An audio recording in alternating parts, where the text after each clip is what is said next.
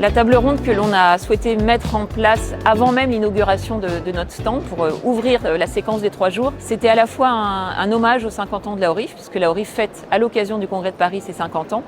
Et donc 50 ans d'histoire de l'aménagement en Île-de-France, ça dit beaucoup de choses de la transformation de la place des bailleurs sociaux. Et puis on a souhaité aussi mener ce travail parce qu'on avait le sentiment d'une marginalisation de la place des bailleurs sociaux dans la production résidentielle de l'Île-de-France, et le travail qui a été présenté a permis de l'objectiver avec une prise de recul à la fois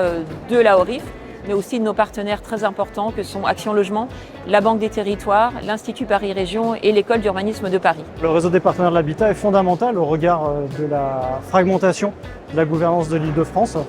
qu'on a pu aborder lors de la table ronde, qui présente encore de nombreuses limites malgré les évolutions de ces dernières années. Il y a besoin d'un lieu où les différentes parties prenantes sont en capacité à la fois de partager des éléments de connaissance, de constats et puis aussi de solutions. Ce que j'ai partagé dans mon intervention, c'était principalement l'idée que on avait une gouvernance territoriale en Île-de-France qui avait été pensée avant tout pour répondre au manque de pilotage des politiques du logement et de l'habitat, et que ça pouvait expliquer d'une certaine manière la complexité du système auquel on était arrivé, avec des politiques de l'habitat qui restent encore très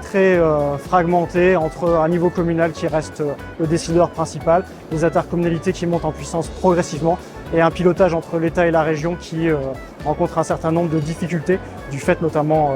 du contexte économique et social du pays. Cette frise, elle essaie de croiser différents niveaux d'analyse. Donc une histoire du logement social, une histoire de l'aménagement de la région Île-de-France, une histoire des grands acteurs du logement et de l'aménagement en région Île-de-France, et puis les grandes réalisations un peu marquantes sur ces questions-là.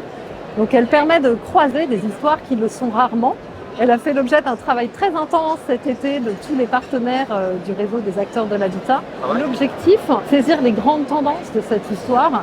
les dynamiques qui conduisent aux reconfigurations de la place du logement social dans l'aménagement.